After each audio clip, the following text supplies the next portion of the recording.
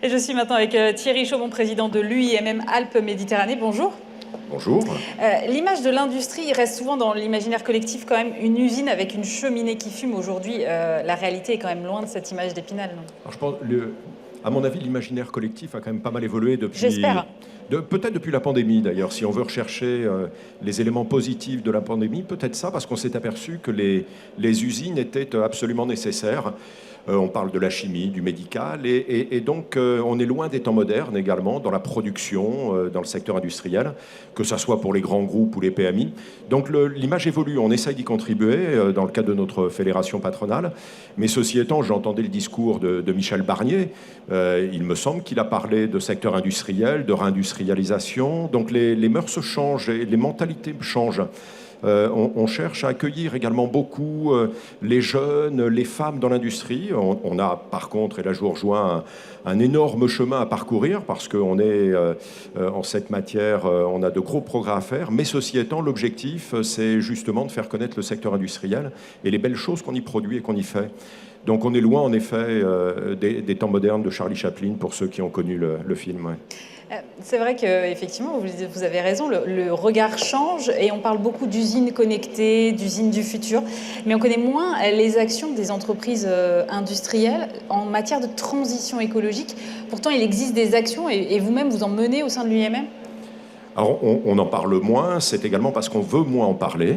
Ah, pourquoi? Je pense qu'il est plus facile, fut une époque, il était plus facile de critiquer le secteur industriel que de mettre en avant finalement les bonnes pratiques, les investissements qui étaient... voilà. Tout ce qui est polémique, généralement, plaît plus au grand public, et pas que. Mais ceci étant, l'environnement au sens large et la RSE, les industriels l'ont pris à bras-le-corps depuis bien longtemps. Je ne connais pas d'industriels, que cela soit des grands groupes ou des PMI, qui dans leurs investissements n'aient pas finalement à la fois cette volonté, mais finalement cette obligation presque légale et juridique d'investir pour faire en sorte que l'empreinte carbone soit améliorée, que les ressources naturelles soient préservées. Donc de nombreux investissements sont faits. Alors sur le plan régional, on a entendu parler du PSI, c'est un Parcoursup d'industrie. Qui est soutenu ou abondé, je ne sais pas comment dire, par la région et par l'État, et ensuite présenté par Industrie Méditerranée. Et donc, en l'occurrence, dans le cadre de ce parcours sur industrie, je pense que dans quelques mois, on aura accompagné pratiquement 500 entreprises industrielles.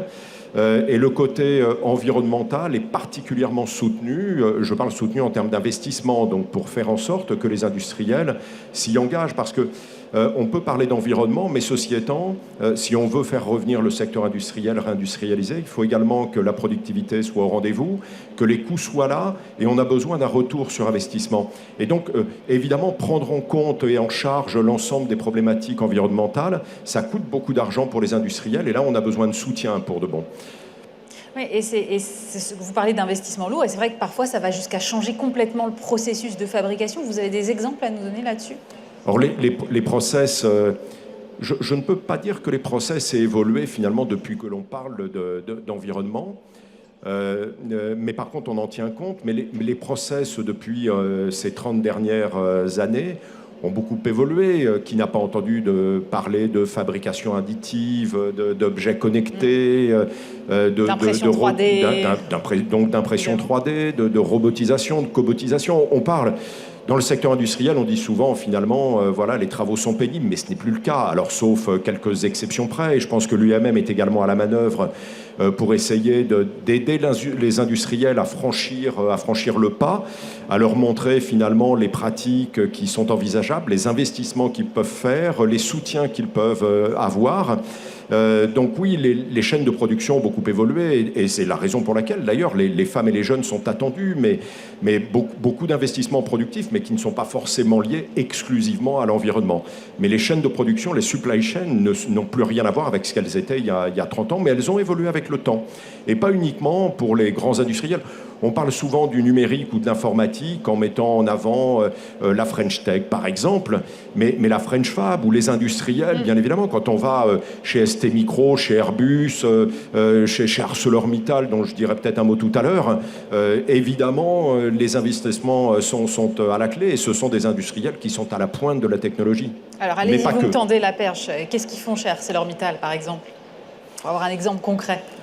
En termes de produits ou en termes d'exemples non, alors ArcelorMittal, j'en ai parlé volontairement parce que la presse s'est fait l'écho, évidemment pas vous, mais la presse s'est fait l'écho des fumées d'ArcelorMittal que l'on voit de temps à autre.